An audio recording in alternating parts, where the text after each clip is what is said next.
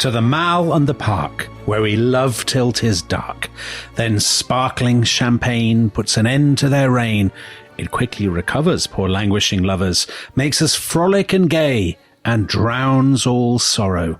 But alas, we relapse again on the morrow. So that, Tom, is Sir George Etheridge's comedy, The Man of Mode, in 1676. And as you will know, that is the first mention of sparkling champagne in all literature.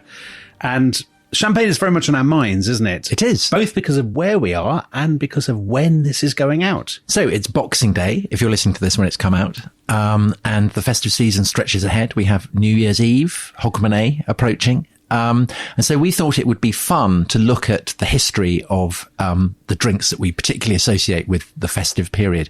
And Dominic, as you said, we have come to a special location. So we are not talking at each other down screens, are we? We are literally facing each other. It's I'm staring into your gorgeous face. It's actually, Tom is a lot, he's not as he appears on screens. He's a lot less attractive beautiful. In the flesh, I have to say. Even more beautiful. So we have come to Berry Brothers, which was set up in 1698. I think originally as a kind of general store, and is now... You were going to say a coffee shop until you were told off. That is what the Bodleian told me, but apparently it was a general store. And it's in the heart of St. James's Clubland. So, Dominic, it's just opposite my club. Your club? Yeah, which is why I'm here in a suit. But we have a very special guest. And so the reason why, when you read that out, you said that I would have read it too, is because both of us have been reading an absolutely brilliant book on the history of alcohol, which is written by Henry Jeffreys. And Henry is with us here in Berry Brothers. In fact, Henry, you suggested this as the location. Yeah, well, it's the perfect place to talk about the history of booze. And your book, Empire of Booze, I'll just read a quick couple of sentences from it. The country with the greatest influence on wine and drink in general wasn't France, Germany, or even Australia. It was Britain. Without the British influence, few of our favourite wines would even be in existence. And Dominic, we're a very patriotic podcast, we're very aren't patriotic. We're the People's Podcast. But we're also very much a British podcast. And so it's absolutely brilliant, Henry, that you have given us the excuse to talk about the history of alcohol and focus it very much on Britain. So could just begin, Dominic mentioned champagne as perhaps the kind of paradigmatic drink that people at Christmas use to toast the festive season. In what possible way could champagne be considered a British drink, bearing in mind that champagne is in France? Yes, no, it's a bit of a leap, isn't it? But in order to keep bubbles in a bottle, you need a very strong bottle because the pressure is huge. And bottles previously would have been like a decanter. So they would break very, very easily. They were very fragile. But in 1630, a scientist, a polymath, a rogue called Sir Kenelm Digby probably invented a strong glass bottle. And we don't really need to go into detail about how he did that. We're not a glass-making podcast. No, we are a podcast that's done the gunpowder plot, however. And so he was the son of one of the conspirators, wasn't he? He was, yeah. His father was a Catholic conspirator. So he was sort of disgraced during the Civil War time. So he had this sort of wonderful career traveling around Europe. I think he was propositioned by Marie de Medici, or so he claimed in his memoirs. But he was also a scientist and used to correspond with Galileo and, all the kind of big names at the time. And he was a founder member of the Royal Society. And he experimented with glass. And one of the things that he did was come up with a new type of furnace that could make glass much, much stronger. So when we think of a bottle, which is something quite strong that can hold wine or whatever you want in it, we have Sir Kenelm Digby to thank for that. And then so he and other scientists at the time were experimenting with making things fizz. So if you think of wine, when it ferments, it fizzes and all the carbon dioxide sort of dissipates. But if you can control that fermentation in a strong bottle and cork it, then the carbon dioxide gets dissolved into the liquid. And then you open it, voila, something very similar to champagne. So before Kenelm Digby, and he develops this, wines were not fizzy. Well, wines would have been accidentally fizzy. So you But might that would have been kind of spoiled. It would have been spoiled it would wine. have been considered a fault. So if your barrel of champagne, which would have been a wine at the time, So it's a wooden barrel, not a wooden not proper. barrel, Yeah, we would sorry. turn up, and it might still be fermenting, and then it might have been shipped when it was very, very cold. It would stop fermenting, and then it might warm up in sort of March, April, and it would start fermenting again. So there would be a slight fizz, what the French call pétillant, but proper bubbles like champagne. You wouldn't have been able to do that. So the French, if they were listening to, I mean, obviously we did once have millions of French listeners, but we've driven them away with our Francophobia.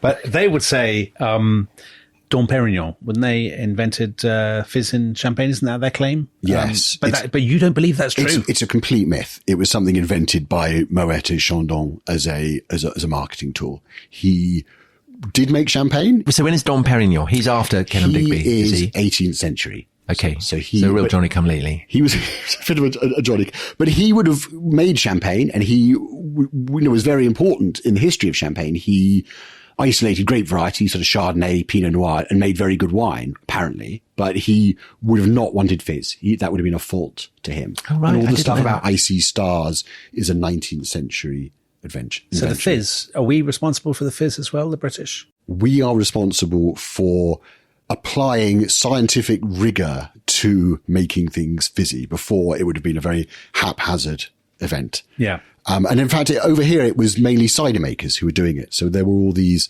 early members of the Royal Society who were West Country cider makers. I love that. I love them getting kind of trashed on cider in the Royal Academy. Exactly, It's yeah. so unexpected. And giving papers to the Royal Academy about sparkling drunk. cider whilst off their heads on 10% cider.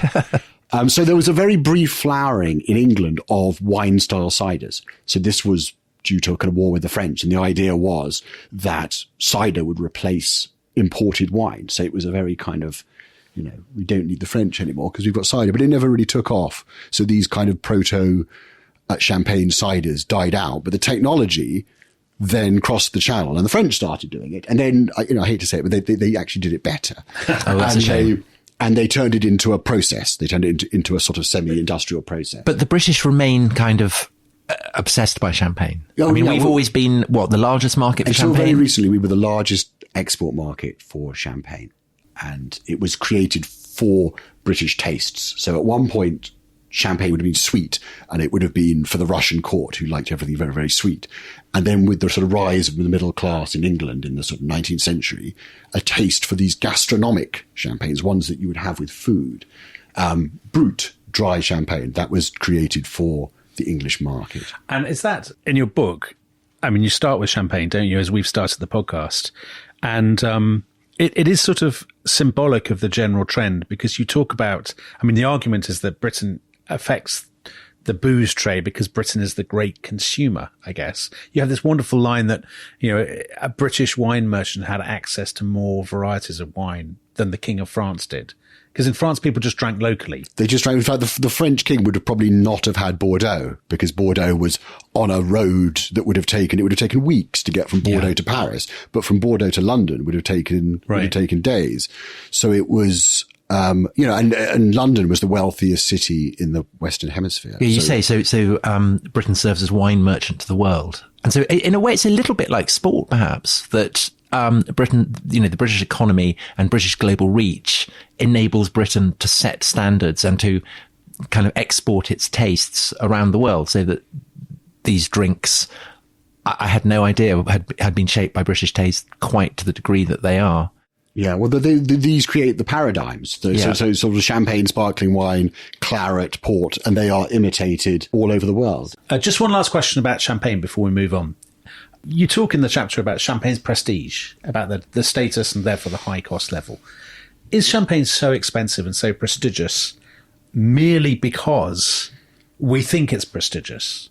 In other words, is it merely a meaning that we attribute to the drink and therefore its value, rather than it being particularly expensive to produce or particularly rare or any of those kinds of things? Yeah, it's a very good question. It is more expensive to produce. The method for making the wine fizzy, where you make a wine, you put it in a bottle, you add sugar, you cork it, and then you have to leave it for 18 months, 2 years, 3 years. So that's a very capital intensive process. And then you do a thing where you open the bottle, you let the yeast out. So there's a sort of expensive industrial process, which requires a huge amount of capital. But once these companies are set up, then I don't think, it is a bit more expensive per bottle to make than a still wine, but not that much more. So it is then so much about prestige and marketing and stuff. Yeah, because Henry, you make the general point that the intrinsic quality of the wine often is less important than the ability to ship it to Britain. So you mentioned Bordeaux as a kind of classic example. And I suppose another a wine that is particularly associated with the festive period is clairet, which comes from Bordeaux. And this takes us back beyond the 17th century, back to the Middle Ages, because in the Middle Ages, Bordeaux was often directly under English rule. So this is a process that is reaching right the way back to the Middle Ages? Oh, right. Yeah. Right back to the Middle Ages. Bordeaux, though, sort of medieval Bordeaux would have been very different to Bordeaux that came later. It would have been very pale in colour. It would have been more like a very dark rosé. So these are the kind of the thin potations that Shakespeare talks about. Yes. So claret is clairet, which means a sort of you can still buy it in Bordeaux. It's a dark rosé. So it would have been like a sort of plonk. It would have been shipped over, and then you drank it as quickly as possible because it would have turned to vinegar. Right, because there are bottles in about 6 corks and things. In about 6 months. So claret became the claret we know in the 17th century. It became a sort of totally different And is that drink. because of Kellogg Digby's bottles? I think partly to do with the bottles, but it would have been shipped in cask. So it could have been bottled in London, but most of the time it would have been sold in cask. And there was a chap called Arnaud de Pontac from Chateau Aubryon, which is a very famous Bordeaux chateau. And he created this new kind of wine that would sell for 2 or 3 times the price of normal wine in London. So it would be made from very ripe grapes. He'd have treated them very, very carefully, only picked, because previously all the grapes would have gone in to make this sort of rosé wine. And he just picked the best sort of black ones to make this very dark wine, aged in new barrels, be sent over to London. And this is what Pepys tried when he said it has a very particular taste. But again, is this partly, it's not just about the quality of the wine, is it also about the marketing? Oh, no, God, yeah. I mean, it would have been a much, much more expensive wine to make because he would have discarded grapes. He would have only used the best ones to make something not dissimilar to modern day Bordeaux. But yes, it was the marketing. And it was also, they set up a tavern in the city of London. It would have all been about reaching the rich customers of London. So is it 17th century, are we saying, when claret as we know it basically originated? 17th, 18th century? Yeah, it would have been sort of Restoration London, Pepys Right. sort of time. So it's all Restoration London. It's all kind of massive lads going around getting drunk on champagne and claret and stuff. It would have been a wonderful time to be alive. If the dentistry was better, it would have been. Yeah, and you didn't own a shop in the middle of the city of London, obviously. That would be bad. But with Bordeaux, it's an interesting one because you have wine, you have the merchants in the city. Is that right? The people actually in the city who are often British or they're English speaking. Yeah. And then you have the producers in the countryside who are French. Now with champagne, which we already talked about, a lot of the names are German. Yes, So yes. The Heidsieck and Bollinger, and so on. Yeah, exactly. Yeah. So with Bordeaux, why is it that it didn't then go the way of Portugal, where, you buy a bottle of Coburn's or Graham's or whatever? Why don't you buy a bottle of Graham's from Bordeaux? Why did the merchants? Because the merchants must have lost control, did they, at some point? Yes, well, I wouldn't say they lost control because a lot of them controlled the trade right up until the 1970s. You had like Nathaniel Johnston, you had the Bartons and stuff. But the names of the chateau became sort of brand names. So you'd have, if you were a prosperous lawyer in 18th, 19th century Bordeaux, the Medoc, which is the famous bit where most of the wines come from. That's the left bank. Left bank, yes. Yeah, just north of the city. And that had been drained by Dutch merchants, Dutch engineers in the 18th century. So it's very flat and sort of gravelly and not very pretty. And you would have all this speculative vine planting by these lawyers with a bit of money. And then they would build these ridiculous fairy tale chateaux as a way of saying, we leave so like the ones on the Loire, but like totally the ones on bogus. the Loire, but totally bogus. Yeah. Almost like the ones you get in China these days. Yeah. And these became brands. So you had Latour and stuff are older, but like Pichon, Longueville, that sort of stuff, the pictures of the chateau became famous. Whereas in Burgundy, for example, if you look at old bottles here, they'll just say, for Burgundy, they'll just say Beaune, just the name of where it comes from. Whereas with the claret, it's got the name of the chateau. So the chateau. When you're saying old bottles, you don't mean the kind of old bottles that Tom and I would buy. Forget to throw out.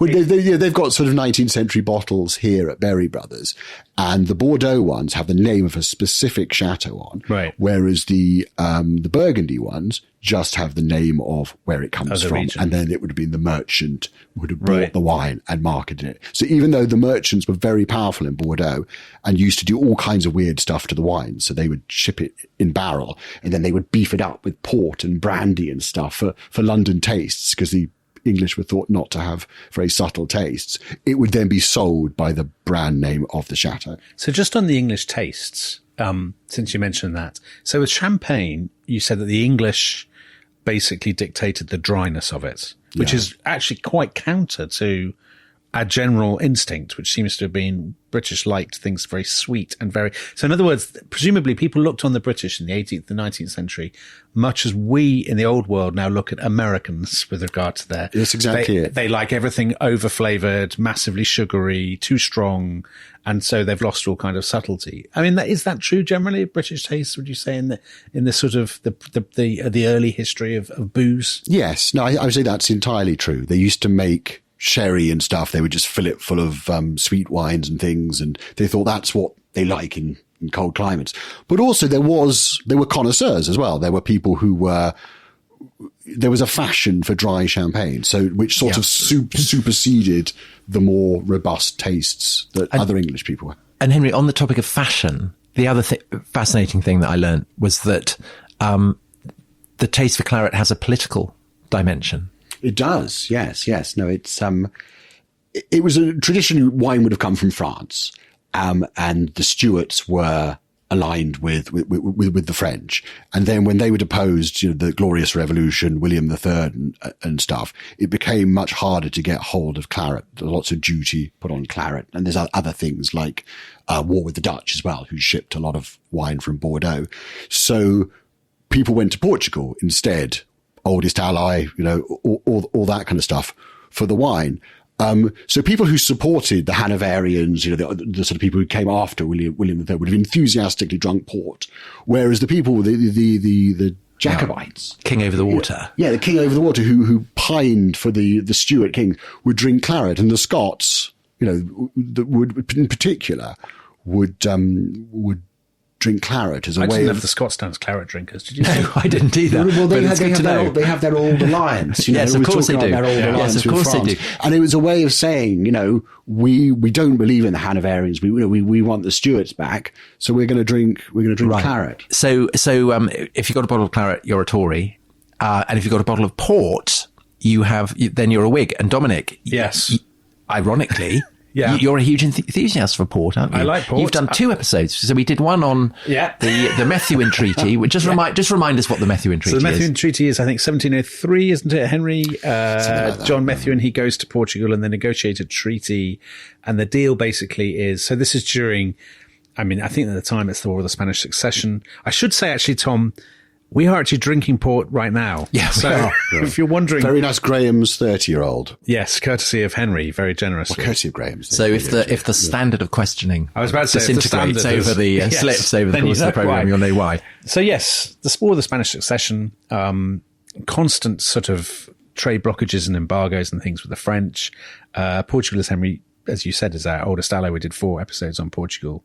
And then we did we'd actually done 5 episodes on Portugal this year, Tom. Yeah. But the Methuen Treaty, I think that, as I remember, the deal was that the duty would be 1/3 less on Portuguese wines than it would be. And so it massively boosted the Portuguese wine trade. The wine trade. Yeah. Exactly.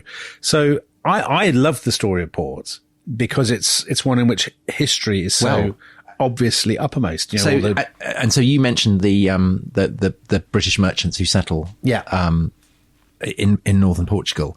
And Dominic, Henry, in his book, The Empire of Booze, has this comment: the British didn't mix with the Portuguese and were mocked for their terrible grasp of the local language, which even the Portuguese admit is extremely hard to pronounce. Well, Tom. So You're saying that to make excuses for your own very poor Well, they Portuguese. have a term for us, bebado English, which means English drunk. English drunk. Yeah. well, Let's hope nobody gets English drunk in this podcast. And Dominic, there's more. Did you see this chap John Myton, talking of English drunks? Oh, did you wow. see about him? Jack Mitten from John Shropshire. Myton. Yeah. Yeah, I know all about him. Okay, so the prize for He's a rowdiest, Shropshireman like me. the prize for rowdiest port drinker goes to a Shropshire squire called John Myton, I know him well. who drank between 4 and 6 bottles for most of his adult life. He once set fire to his nightshirt in order to cure hiccups. He rode a bear. Is this standard He rode behaviour a in bear, Shropshire? Isn't he? Yeah, he did. He Yeah. rode a bear, and he took, when he went to either Oxford or Cambridge, he took 2,000 bottles of port with him. Yeah, and he didn't take a degree, and he left all his wine. Well, he drank all his wine. So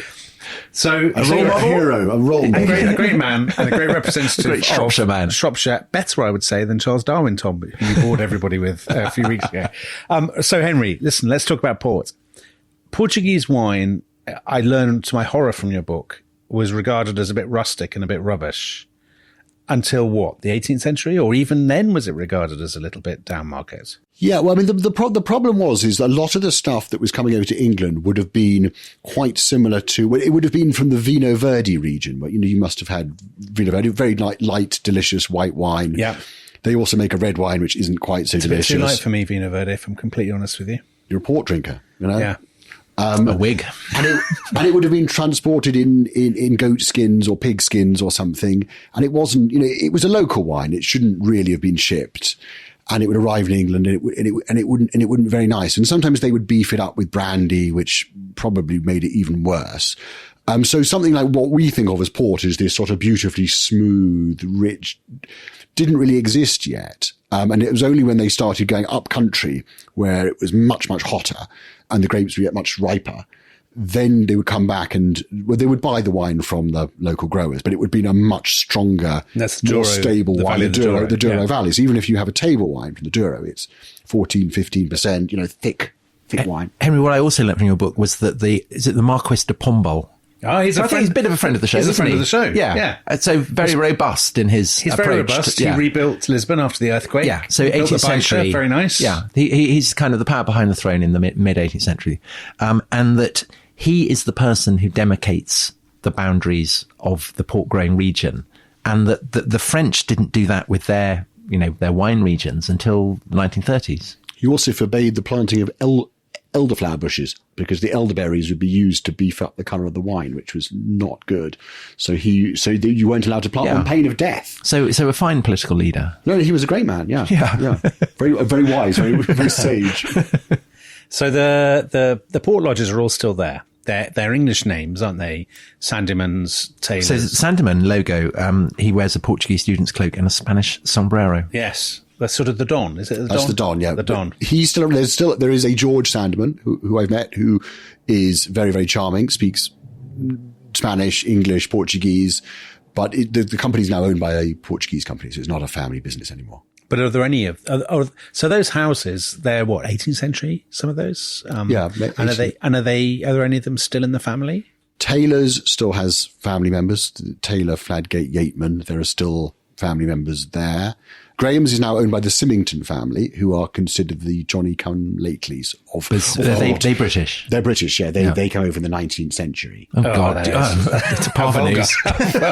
But they bought Graham's in 1970, and they are sort of a force in the industry. Right. Right. So I think we should take a break at this point, charge our glasses, and then when we come back, we should look at the other kind of classic British-influenced Hispanic Christmas drink, which is sherry. So we'll be back with sherry. This episode is brought to you by Rocket Money. Tom, we often talk about how to organise our finances. I'm very conscious that I'm paying for a lot of mad subscriptions. And there's one thing that we've talked about often on this show. It's the thing that we probably hate more than any other, and it's a hidden fee. I would love to get my finances under control. There are all these things piling up on our bank statements, and I think I need to fix this problem. I need to sort this out and to stop this. I mean, my finances are so chaotic that I need this app. So I'll tell you what it is. It's called Rocket Money. It's a personal finance app that helps find and cancel your unwanted subscriptions. It monitors your spending and it helps to lower your bills so that you can grow your savings. With Rocket Money, you can track all of your subscriptions and you can easily cancel within the app with just a few taps, saving you time, avoiding charges. And you can also set budgets and goals and get personalized insights and regular reports to track how you're doing. They will even send you real-time alerts for large transactions, upcoming bills, refunds, and even low balances. So let Rocket Money help you reach your financial goals faster. Join at rocketmoney.com/ishistory. That's rocketmoney.com/ishistory. rocketmoney.com/ishistory.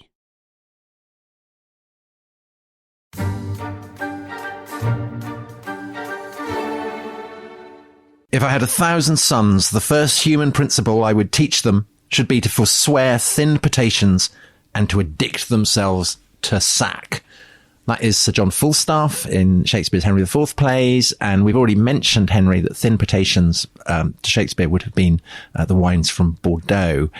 The sack, which Falstaff goes on and on and on about, is the drink that we call sherry. Is that right?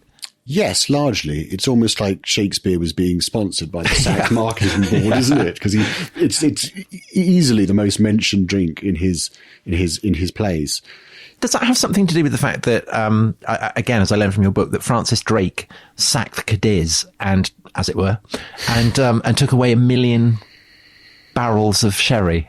I think that seems a lot. It's a true story, but I think it was already a very popular drink, and I think that probably just made it even more popular. But I think at one point London was awash with stolen sherry. But sack wouldn't have just been sherry. Sack was a sort of generic term for wine, so you'd have Canary sack from the Canary Islands. So it would have just been a sort of strong, sweet wine from Spain, really. So it could have come from a variety of places. Could be from Jerez, could be from Canary Islands. But Malaga. That's where the name comes from, is it? Yeah. Well, sherry comes from Jerez. Sack probably comes from sacar, meaning to draw out in Spanish, but no one is quite sure where the word comes from.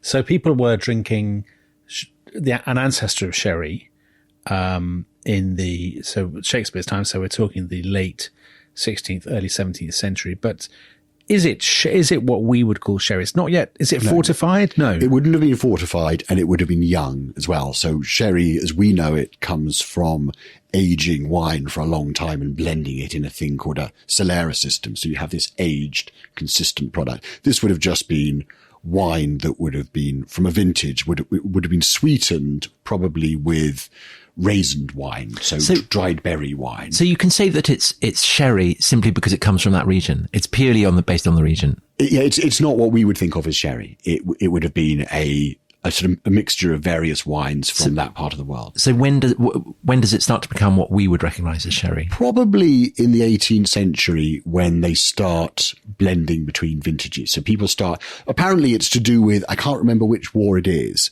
but there are lots of stocks that just sit there in Jerez and don't get sold. And then when they are sold, people get a taste for these old wines. And so in order to, obviously there's a finite supply. So they start blending the young wines with the old wines, and gradually that becomes a systematic thing. They have a thing called a Solera, which is the barrels. It's a pyramid of barrels. A pyramid of barrels is the best way to think about it. Young wine at the top, old wine at the bottom. You take off from the bottom, you add to the top, so that the wine you take off is a mixture of old and young wines. Some of them very, very old. And the people who are doing this are British or Spanish, or who's doing it? And in correspondence to whose tastes? Spanish or British tastes?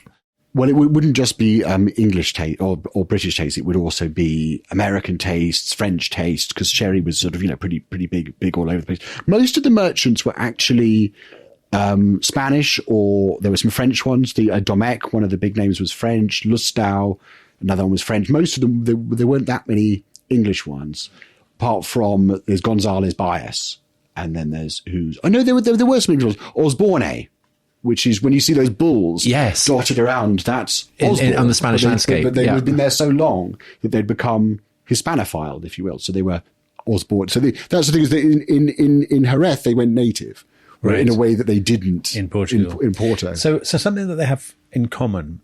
Well, I had always imagined before reading your book that the fortification, so the adding of, I don't know, brandy, let's say. Brandy, yeah.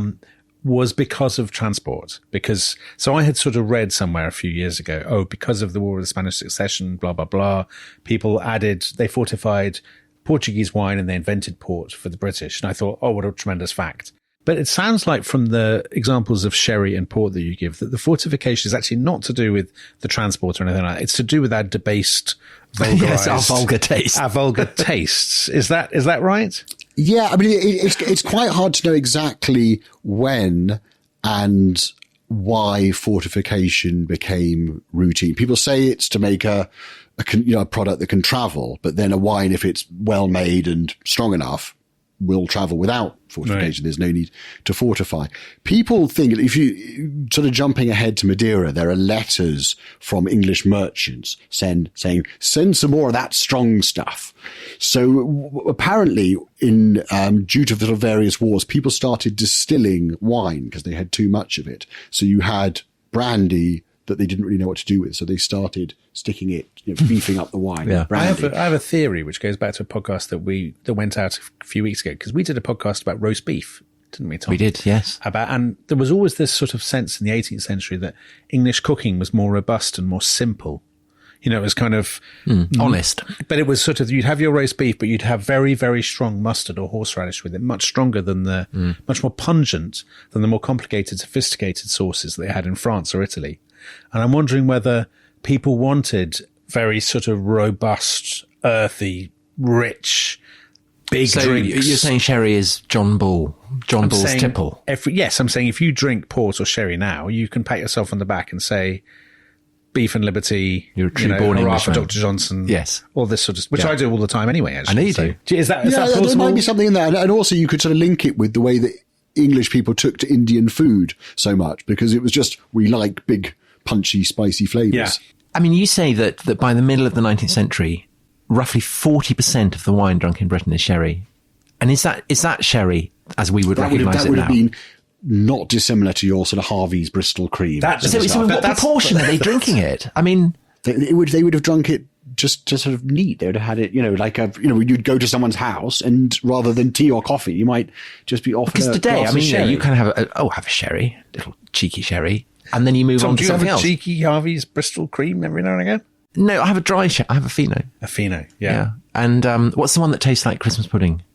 Pedro Jimenez? Yeah, Pedro Jimenez. I mean, that's a patriot's drink, isn't it? I like Pedro Jimenez, but Henry's just laughing and not showing the respect that I think. No, because do you like Pedro Jimenez, Henry, or do you think? I find it quite hard to drink, but in very small doses. But yeah, because in small doses, that's the thing. I mean, you might have one. I mean, you have two, but you wouldn't have more than two. But you're saying that in the Victorian period, they're just knocking it back. Bring me another bottle of Pedro Jimenez. Well, it would have had a tiny bit of Pedro Jimenez in it. So it would have been. So it wouldn't be this thick and a blended treacly sherry with a little bit of very sweet sherry in, and you would have a decanter. And just when people came over, you would offer them a glass of sherry. Imagine Dickens drinking a lot of that. Dickens is a sherry man. He liked a sherry cobbler. So he liked cocktails made from sherry. Sherry cobbler. Yeah. So just on boozing. So we've talked before about William Pitt the Younger, great friend of the rest is history. Yeah. Great foe of Napoleonic France and of the Jacobinism. Great one for rolling maps up. So we were very impressed by him as a 3-bottle man, weren't we, Tom? Yeah. A man who drank 3 bottles of wine. But the bottles were generally smaller. They probably would have been imperial pint bottles. So they're like a pint of milk. A pint of milk, but stronger, full of alcohol. Well, alcoholic milk. Right. But they probably wouldn't have been 20% like normal port. They may not have been fortified at all. So they might have been 15% dry wine. And a pint, like having a pint of Australian Shiraz, perhaps. So Henry, 3 pints of those. Also, I mean, a contemporary of Pitt's, William Wilberforce, and you say that he has this he's a massive lad, hanging out with all the lads, all that kind of thing. And then he has this evangelical conversion and decides he's going to go off and abolish slavery. And the marker of his kind of this pledge is that he's going to be abstemious.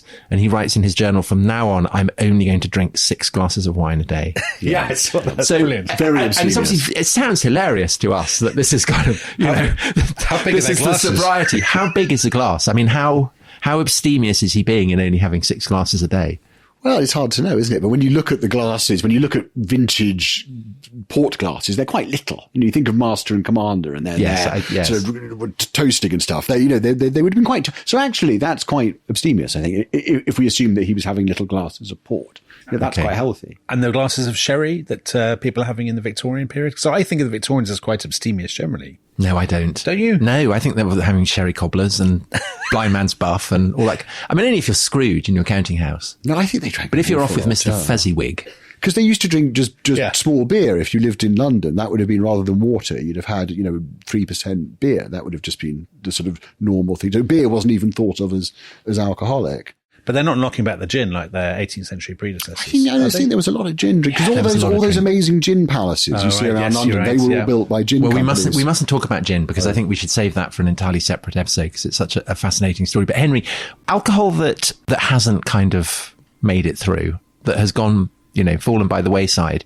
And I guess the one that you cite as the classic example is Masala, which was apparently Nelson's favourite tipple. It was, yeah. But yeah. I don't think I've ever drunk. Have you drunk? I'm confused whether that's the same as Malmsey. Is it? No, Malmsey is a type of Madeira. It's one made from Malvasia, Right. grape.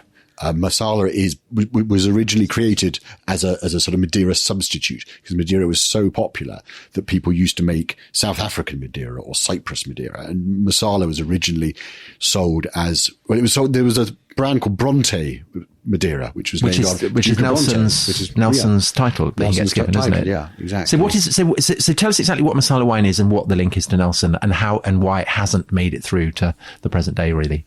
Well, Masala was a type of wine that apparently dates back to Roman times, called, or this is what they say, vino perpetuo, everlasting wine. And it would be in these huge barrels called botti, probably terrible Italian pronunciation there, and they would just be topped up. So if you were a farmer, you'd have this sort of thing. And it was a very, very strong wine that lasted, and that's what the English liked. And you had a merchant called John Woodhouse from Liverpool, and he came to Masala to trade. It may have been in wine, may have been in something else. And he tried the wine and thought, I can sell this as Madeira. This is the stuff. So he started buying it, and then he would subject it to a bit of kind of tarting up for the English market. He'd add grape must, to sweeten it so it was more to English tastes. And then Nelson, who was hanging around in the Bay of Naples with Lady Hamilton, getting up to all sorts. Yeah. And he visited and he tried the wine and became quite good friends with Woodhouse. And he loved the wine and said that it should be supplied by the Royal Navy, supplied to the Royal Navy for officers. So he started buying wine from Woodhouse. Well, the Royal Navy started buying for Woodhouse, and it became the drink that was what officers drank in the Navy. And it was just a sort of strong Madeira or sherry style sweet wine. And then other English merchants came out. There was sort of Inghams and Whitakers and stuff. And there was this sort of brief golden age, like sort of Dallas or something, but of wine in Palermo in the 19th century. And they had balls, and it was like the Leopard, and they all, they had these huge palazzos. And if you go to Masala today, there's only one producer left now in Masala, on the front, Florio, who was Italian from Calabria. But you see the ruined Ingham and Woodhouse Ballios, and they are massive. Yeah. And it's like 2 miles of harbour. How sad. With these ruined essentially Masala warehouses. But what went wrong? Where sherry lasted and port and Madeira has lasted, actually, hasn't it? But about. It was because there was a race to the bottom. So the wines sort of went a bit out of fashion. Whereas sherry and Madeira managed to keep their quality levels up, even though that sales were declining. Harvey's Bristol Cream, you might mock it, but it's a pretty solid product. Whereas in Masala, they started doing ones that were mixed with eggs or flavoured with almonds or vanilla. Yeah. And it became something that people just used for cooking. So there's lots of Italian American dishes. So is it possible? Is anyone making masala of the kind that Nelson would have drunk? I mean, is it possible to experience what Nelson drank? It is, yes. Now, I was very fortunate enough to stay at a hotel owned by a sort of masala historian who goes around buying up rare casks of masala, and he has them all in his cellar. And he took me down there and gave me some to try. And these would have been a taste of the wines as they would have been before they were, sweetened up for the British market. Did it fill you with a zeal for king and country after you drunk it? It's certainly, they were certainly wonderful wines. I wouldn't quite say a zeal. How are you yearning to go to sea? So on the issue of old wines, how far back can we drink wine and think that we're drinking what people drank at the time? So in other words, there must be wines around from, I don't know, mid-19th century or something. If I were to open one now and drink it, could I reasonably say, oh, I'm drinking what Dickens would have tasted, let's say, or would it have changed so much in the interim that it wouldn't be remotely what Dickens would have tasted? I mean, the only wine that would last that long, there's a few, but Madeira is the one. And Berry Brothers, I think they still sell a lot of very, very old Madeiras dating back to the 19th century. God, I'm quite tempted to buy one. I mean, they're not as expensive as you think. So how expensive? Sort of £500 a bottle. Oh God, that is expensive. Okay. But considering some of them are sort of 150 years old. But Henry, I should mention at this point that in your book, you offer wines that you can buy that are not extortionate, that correspond to how you think various drinks would have tasted. And I've actually, I bought some of your recommendations. I bought 2 of your recommendations in the sherry chapter for Sadie, my wife. And so this is going out on Boxing Day. So by this time, dear listeners, we will know whether Sadie enjoyed her present so or not. So you're saying Lustau, if you buy Lustau sherry. Well, Lustau, Old India sherry, Old East India sherry is meant to be a recreation of a sweet style of sherry that would have travelled around the world on East Indiamen. And the thing about sherry, and particularly Madeira, is that they were very, very robust.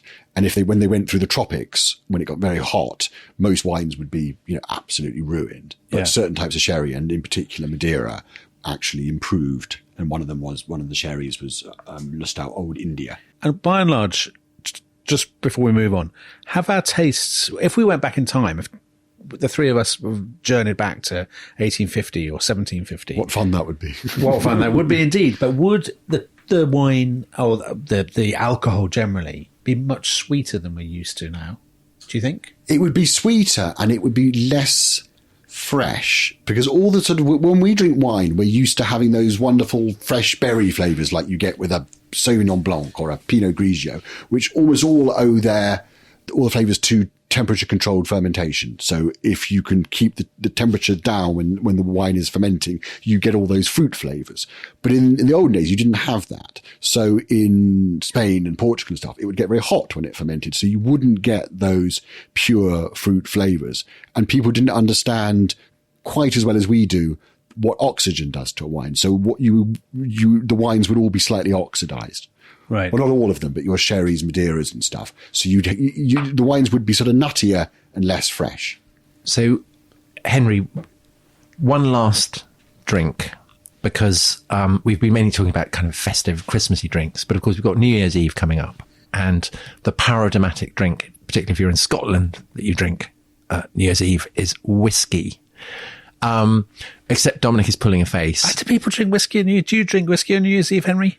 No. Yes. Yes, people do. Thomas making this claim, and I just know it's true. I have always drunk whiskey on New Year's Eve. Have you? Yeah, I thought that was a thing. You're maybe not the norm. Well, maybe I'm not, but it's my custom, and it's half my podcast. Half my podcast, so I'm going to insist on it. So, Henry, whiskey. All the other drinks we've been talking about have come from the sun-kissed Mediterranean. Whiskey very much doesn't. Where does it come from? How come it gets made? How does it end up becoming as popular as it has done? Yeah, it's less different to the other ones than it might at first seem, because all the other ones were created for basically English tastes, and whiskey as we know it until very recently was the same, was created for English tastes. Not so Scottish English, tastes. not British. No. The Scots would be making whiskey for an awful long time, but it was something that stayed in Scotland. Most of it would be made illegally. You had these malt whiskies They would be very different to what we know as whiskey today. They'd be very strongly flavoured, but they wouldn't have been aged. So they would have been almost like a sort of very strongly flavoured vodka. They'd be like a sort of moonshine. And they generally stayed in Scotland, and occasionally English people would go north of the border and they would try them, and they would be... Well, you have this brilliant description of that. In the literature of the Georgian and early Victorian period, it's apparent that drinking whiskey while in Scotland was the modern day equivalent of licking hallucinogenic toads while in the Amazon. I mean, how our Scottish listeners will react to three Englishmen chortling at that, I don't know. They love it, Tom. They can't get enough of it. I'm going to be in trouble for this one. But so it was not something that really left Scotland or even left the Highlands, these sort of proto-malt whiskies. Right, because Burns describes lowland whiskey as the most rascally liquor. Which it was an industrial product. Yeah. And, English people did try them, and they did come south a bit. But it was merchants in Glasgow, Aberdeen, Kilmarnock, like Shivers Brothers, Johnny Walker. So who's Johnny Walker? Is he a bloke? Is he someone real? John Walker of Kilmarnock. He was a shopkeeper, tea merchant, and coffee. So not dissimilar to Berry Brothers. Right.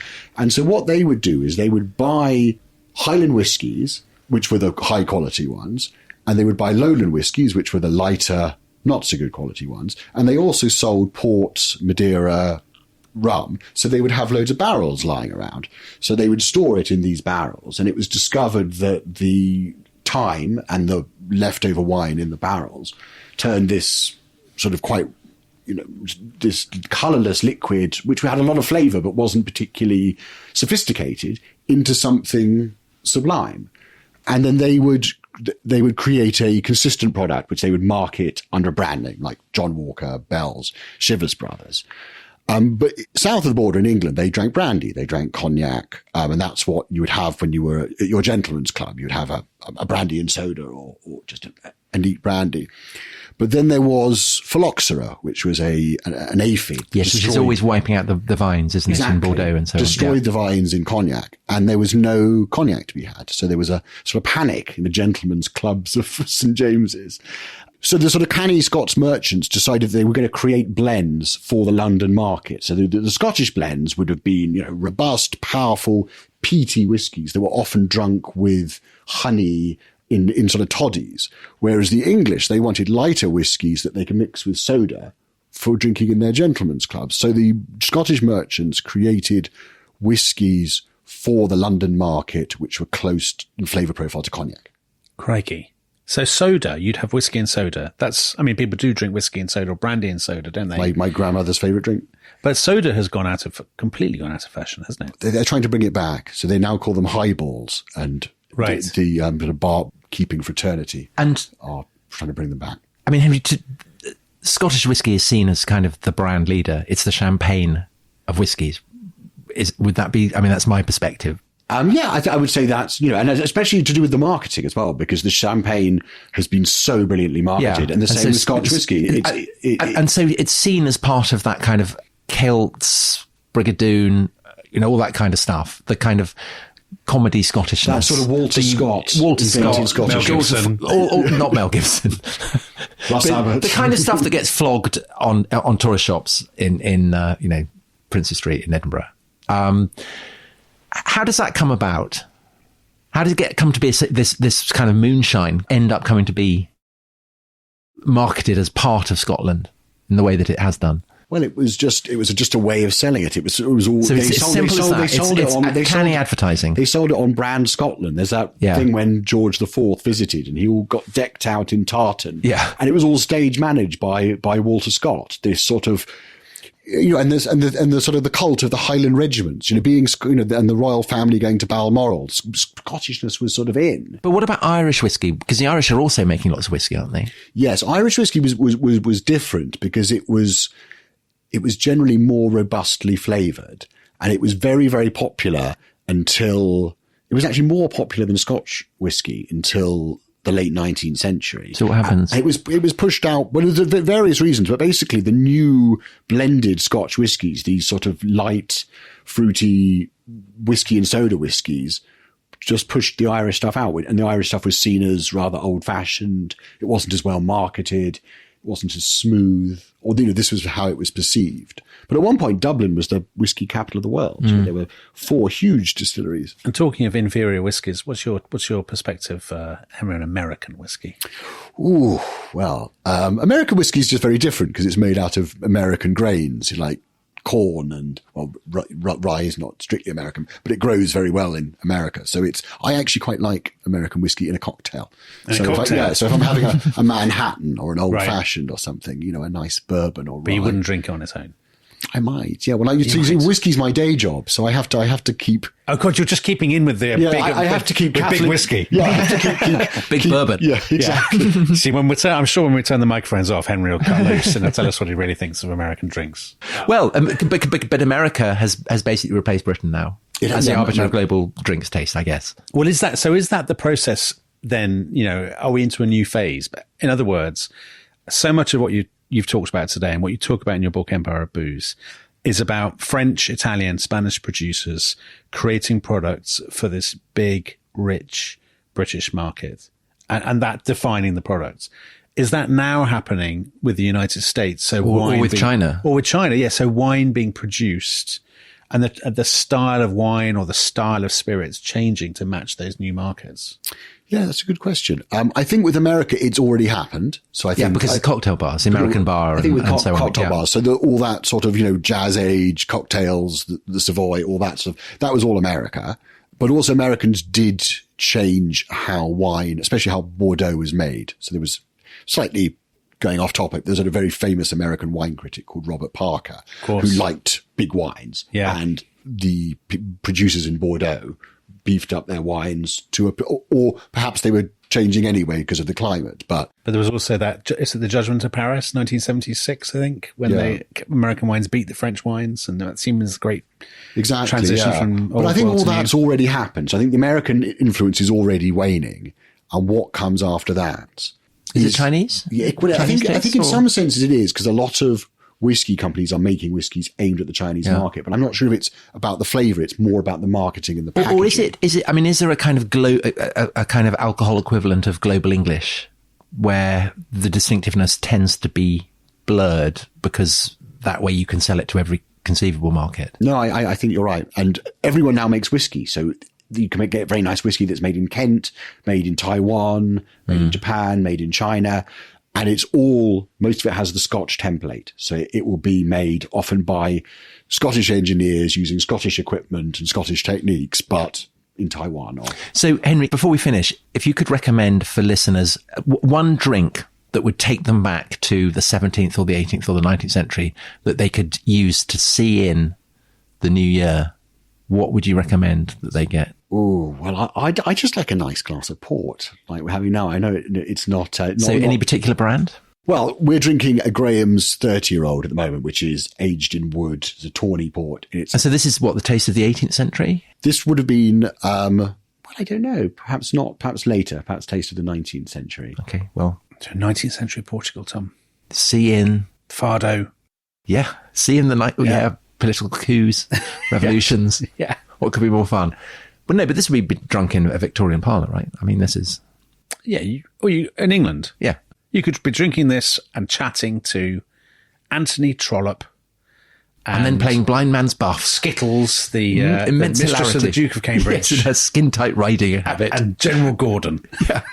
What could be more fun than that? That's my dream New Year combination. Okay, well, Henry, thanks so much. Your book, Empire of Booze, is really, really brilliant. If you have any interest in drink or history or drink in history, absolutely unmissable. And you've got a new book coming out next year, is that right? Next summer. Vines in a Cold Climate, which is about English wine. And so that was my first ever job, was in an English winery. So I shall definitely be buying that.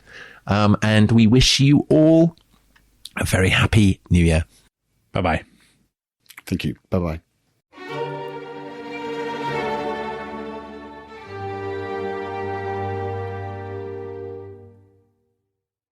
Thanks for listening to The Rest is History. For bonus episodes, early access, ad-free listening, and access to our chat community, please sign up at restishistorypod.com. That's restishistorypod.com.